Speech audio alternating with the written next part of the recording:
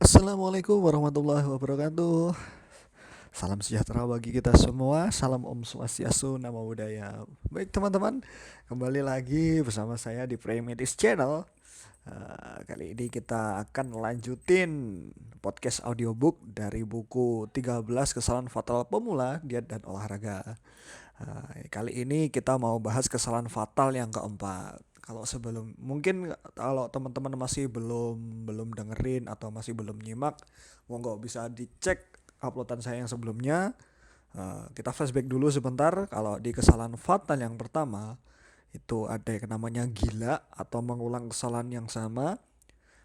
Lalu kesalahan yang kedua ada yang namanya budak si Loki atau keliru memahami timbangan. Yang ketiga yaitu ngeflash atau pengen cepet. Nah, kali ini kita mau bahas kesalahan fatal yang keempat. Nah, ini judulnya mati T. Mungkin ini nanti akan saya bagi jadi dua part atau bagian aja. Soalnya ini banyak banget. Ada sekitar berapa ya? Ini tadi saya hitung ada sekitar 16 sampai 17 halaman kalau nggak salah. Baik, langsung aja teman-teman. Nah, salah sangka. Besok diet ah. Ada nggak yang kenal dengan kalimat seperti itu? Atau sering menggunakan kalimat seperti itu? Udah jujur aja. Saat ini banyak orang yang mendengar atau menggunakan kata diet. Pertanyaannya, apa sih sebenarnya diet itu? Biasanya definisi yang muncul dari orang yang saya tanya adalah ngurangin makan, nggak boleh makan enak, nggak boleh ngemil, nggak boleh makan nasi, nggak boleh makan yang digoreng, nggak boleh makan daging, nggak boleh makan junk food, dan nggak boleh yang lain. Lalu perasaan yang muncul ketika mendengar kata diet biasanya stres, depresi, terkekang, berat, dan perasaan negatif lainnya. Jadi diet itu seperti die atau mati ditambah huruf T. Bawaannya mau mati. Terus aja. Karena definisi yang keliru itu akhirnya muncul perasaan yang keliru dan tindakan yang keliru juga. Inilah pentingnya memahami definisi sebuah kata atau istilah. Misalnya kata bagong. Bagi orang di luar Jawa Barat, mungkin kata ini bukan kata kasar. Nah, bagi orang yang di Jogja dan Jawa Tengah, kata ini menunjukkan seorang tokoh wayang. Perasaan yang muncul ya biasa aja, nggak ada apa-apa. Nah, coba kata tersebut diucapkan di tengah orang-orang Jawa Barat. Bisa dikeplak bolak-balik sampean. Nah, terus apa sih sebenarnya diet itu? Jadi begini, diet itu berasal dari bahasa Yunani kuno yaitu kata diaita yang artinya jalan hidup. Kalau yang namanya jalan hidup berarti dilakukan selama hidup. Maka diet itu arti sebenarnya adalah pola makan. Karena pola makan dilakukan selama hidup. Nggak ada hubungannya dengan ngurangin nasi, ngurangin karbo, ngurangin lemak, ngurangin makan, ngurangin ngemil, dan lain-lain. Jadi dari kita lahir sampai teman-teman baca tulisan ini sebenarnya kita sudah berdiet atau berpola makan dan akan berlangsung sampai mati. Hanya saja saat ini kata diet ada perubahan makna ke arah yang negatif. Seakan-akan ada saat diet dan ada saat makan biasa atau tidak diet. Itulah alasannya kenapa seseorang gagal terutama untuk mempertahankan hasil dalam jangka panjang. Karena itu bagi teman-teman yang sudah paham dengan makna diet yang sesungguhnya, eh, teman-teman nggak perlu merubah diet, merubahnya pelan-pelan sesuai tujuan yang ingin dicapai dan kondisi sekarang. Kalau teman-teman susah merubah kata diet dari pikiran dan mau dapat hasil terutama jangan jangka panjang, maka solusinya jangan diet, jangan merasa on diet, jangan menceburkan diri dalam sesuatu yang ingin segera diakhiri. Oke? Nah, ini ada sekte-sekte dalam diet atau aliran deh. Sambil teman-teman baca atau dengerin ini, coba deh teman-teman ingat lagi ada berapa nama diet yang teman-teman ketahui. Ayo coba ingat-ingat. Ah, Nah, saya kasih waktu nih teman-teman. Nah, udah belum? Mungkin sebagian dari teman-teman yang baca atau denger ada yang tahu lebih banyak nama diet, ada juga yang nggak tahu nama diet apapun. Nah, khusus buat yang nggak tahu nama diet apapun ini, saya ucapin selamat deh. Beneran, sekarang tuh emang banyak banget jenis-jenis diet yang beredar di permukaan bumi. Ada yang nggak boleh makan lemak, nggak boleh makan minyak, nggak boleh makan tepung-tepungan, nggak boleh makan daging, nggak boleh makan buah, nggak boleh makan sayur, nggak boleh makan ini digabung dengan ini, nggak boleh makan yang nggak ditanam di bumi, nggak boleh makan processed food, dan yang paling populer saat ini adalah nggak boleh makan karbo. Kayak yang itu tuh, yang kapan hari saya baru didepak dari grupnya itu, yang katanya happy and healthy itu. Alasannya berbagai macam, kebanyakan karena menduga makanan yang dilarang itu sebagai penyebab kegemukan. Ini belum ditambah diet-diet yang diciptakan sama selebgram, facebooker, atau juga youtuber karena dia berhasil langsing terus bikin nama diet sendiri dan disebarin. Kalau udah banyak yang ikut terus bikin komunitas. Antar komunitas diet yang satu dengan komunitas diet yang lain berantem. Ada malah yang di dalam komunitas yang sama berantem. Terus akhirnya masing-masing bikin komunitas yang mirip, berantem lagi nerusin yang sebelumnya. Lah, bola. Belum lagi orang yang mau diet, rame diet ini ikut, tren diet ini ikut, lihat Instagram orang dari gemuk ke langsing ikut, lihat ada yang lebih cepat ikut, baca buku diet anu ikut, baca buku diet yang lain ikut. Nah, akhirnya jadi punya diet sendiri yang namanya diet ikut. Tambah bola sakarepmu. Terus mana dong diet yang benar dan terbaik? Pengen tahu? Ayo kita ungkap. The best and perfect diet terungkap. Nah, sebelum teman-teman ketahui jawabannya, teman-teman harus mengenal dulu yang namanya diet ala-ala. Nah, apalagi ini diet ala-ala. Nah, diet ala-ala ini adalah istilah yang saya gunakan untuk menyebut fad diet. Nah, tulisannya FAD, FAD diet. FAD diet ini adalah diet yang menyebar di kalangan masyarakat yang kurang pas atau malah cenderung berbahaya, dan ini menyebar yang kemudian jadi tren. Bagaimana sih cara mendeteksi diet ala-ala ini? Nah, teman-teman bisa deteksinya kok dengan memahami ciri-ciri diet ala-ala yang dipopulerkan oleh Pak D. Alan Aragon ini. Nah, beliau adalah salah satu ahli yang menjadi referensi para ahli di dunia. Dan juga ini ditambahin juga sama penulis ciri-cirinya. Penasaran ciri-cirinya apa aja? Nah, yang pertama ada namanya. Nah, jadi diet ala-ala itu pasti ada namanya. Saya nggak bilang semua diet yang ada namanya itu diet ala-ala, tapi semua diet ala-ala pasti ada namanya. Terus yang kedua, ada tokoh yang sangat diagung-agungkan. Tokoh ini bisa selebritis, influencer, atau bahkan ahli sekalipun seperti dokter. Yang ketiga, terlalu mudah dan simpel. Teman-teman tinggal ngikutin urutan-urutannya saja, tapi kurang bisa dipertahankan dalam jangka panjang. Nah, ingat, diet yang terbaik untuk tubuh kita itu ya diet yang bisa kita lakuin sampai akhir hayat nanti. Terus yang keempat, menjanjikan hasil yang cepat. Patokan cepatnya seringkali kebangetan. Biasanya patokannya timbangan aja atau asal kurus aja. Yang kelima, mewajibkan teman-teman untuk membeli dan mengkonsumsi produk tertentu yang biasanya hanya dijual oleh pembuat diet tersebut.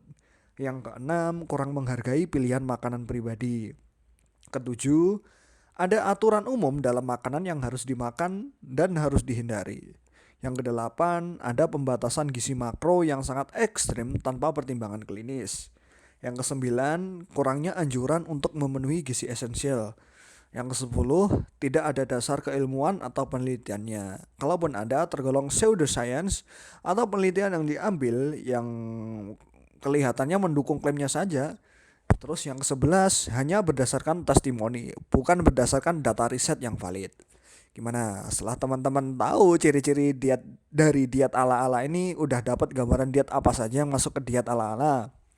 Saya yakin setelah ini teman-teman bisa nentuin kok apa aja yang termasuk diet ala-ala ini. Jujur sih, memang banyak banget diet ala-ala yang tersebar di kalangan masyarakat dengan berbagai jenis protokolnya. Banyak banget juga kok teman-temanku yang baik hati, gak sombong, dan hafal Pancasila. Entah berapa ribu jenis diet yang sudah ada dan menyebar di masyarakat. Terus apa dong diet yang harus diikutin? Nah, kalau ada diet ala-ala, pasti ada dong yang namanya diet yang tepat. Nah, apa ciri-cirinya? Nah, menurut Pak D. Alan Aragon lagi, nah, ciri-ciri diet yang tepat ini adalah yang pertama, diet yang sehat menghargai pilihan pribadi. Yang kedua, menyediakan energi yang cukup untuk fisik dan mental serta komposisi tubuh yang sehat. Yang ketiga, mencukupi gizi makro dan gizi mikro. Yang keempat, tidak ada pembatasan yang tidak dibutuhkan atau tidak beralasan.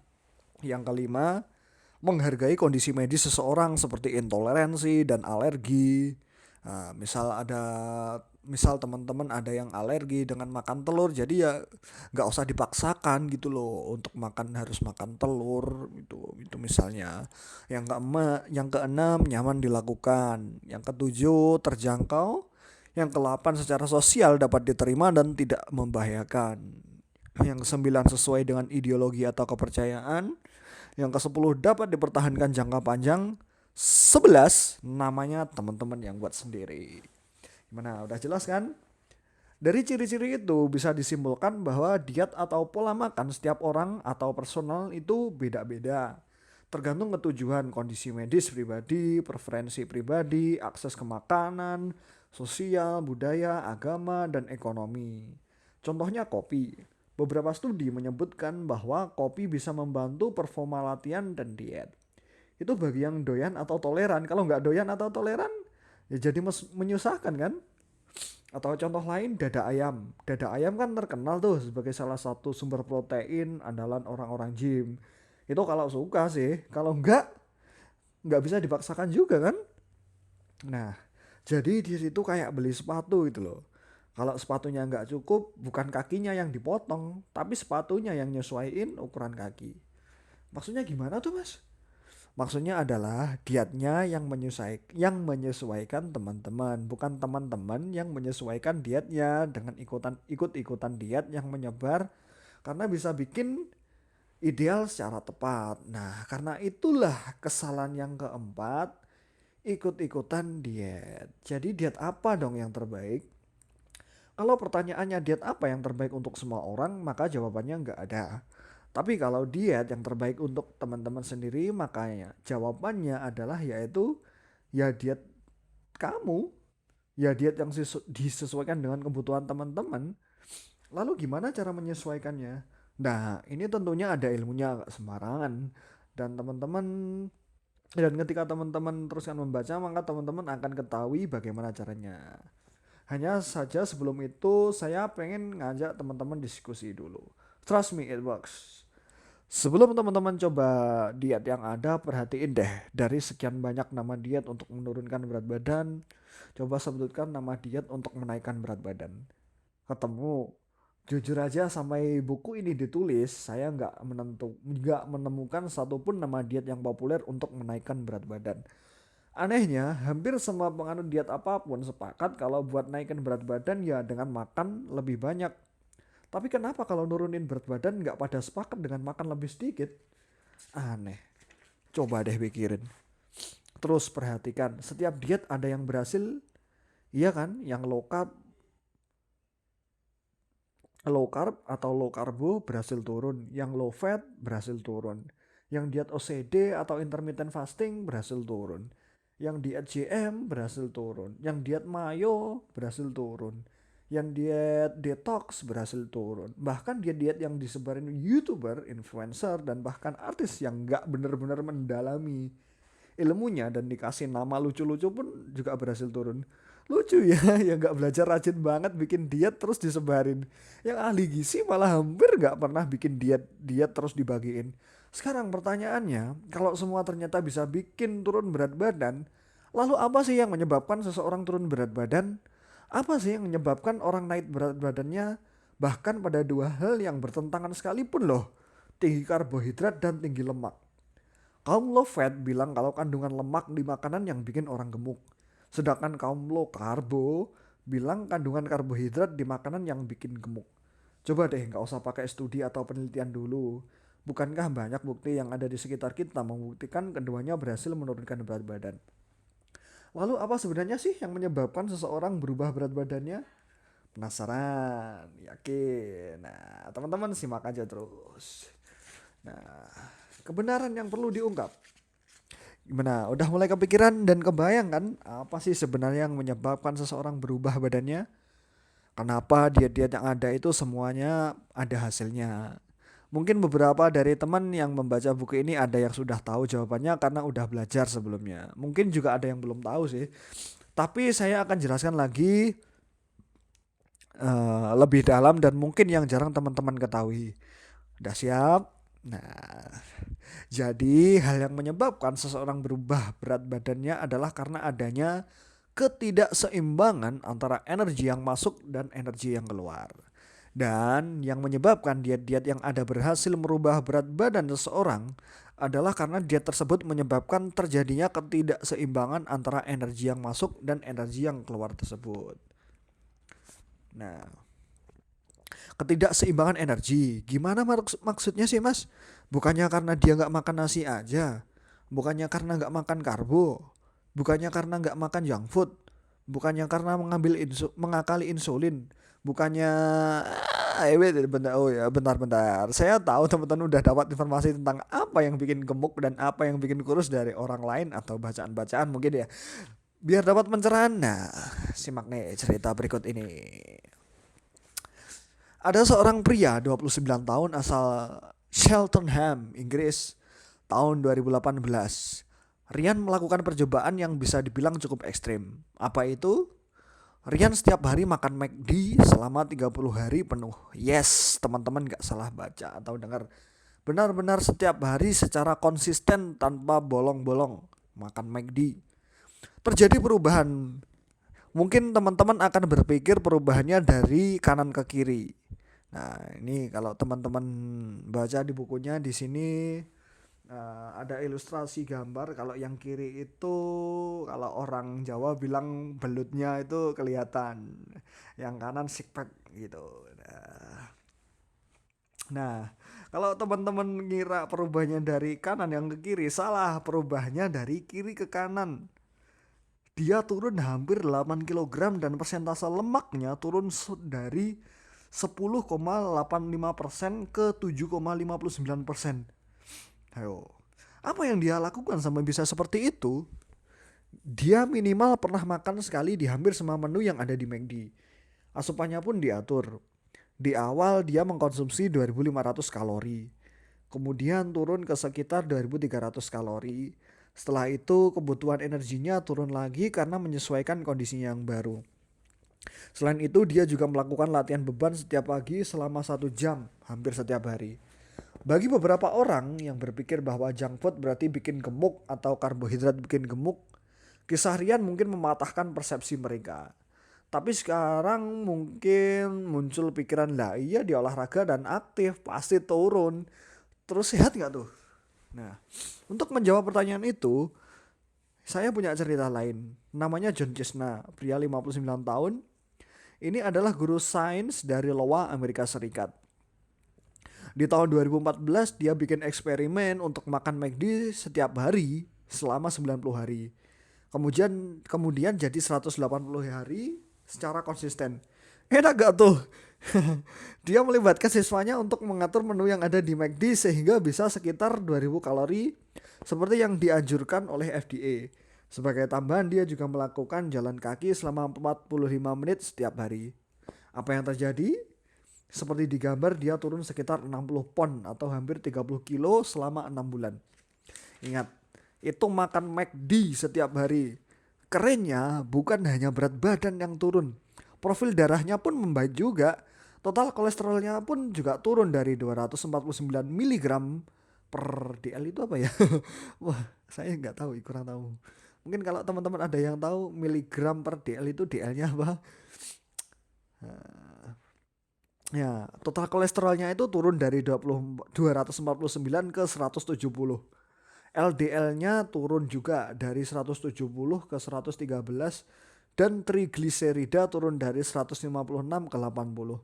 Meskipun dia mengaku sulit juga untuk mengontrol asupan garam yang tinggi. Kadar ion di tubuhnya pun ternyata normal juga. Nah, keren kan? Sebenarnya profil darahnya bagus bukan hanya disebabkan oleh makanannya sih, tapi karena dia turun berat badan dari yang sebelumnya. Dimana pasti ada dong masalah tubuhnya yang turun juga. Jadi profil kesehatannya meningkat. Meskipun begitu, dari sini kita bisa tahu kalau junk food tidak otomatis bikin teman-teman langsung gemuk, apalagi langsung sakit. Sebentar. Sebelum teman-teman cengar-cengir kegirangan dan berpikir untuk melakukan hal seperti di atas, saya perlu sampaikan nih, Kedua orang tersebut tidak menganjurkan siapapun untuk mengikuti apa yang mereka lakukan. Termasuk saya juga gak menyarankan teman-teman untuk ngikutin cara mereka. Alasan kenapa saya mengungkapkan cerita di atas adalah menjelaskan bahwa hukum keseimbangan energi itu fondasi dasar dari diet. Fundamental. Apapun nama dietnya, bagaimanapun metodenya, siapapun yang membuat, selama dia mengarahkan teman-teman ke kondisi ketidakseimbangan energi, maka akan terjadi perubahan berat badan.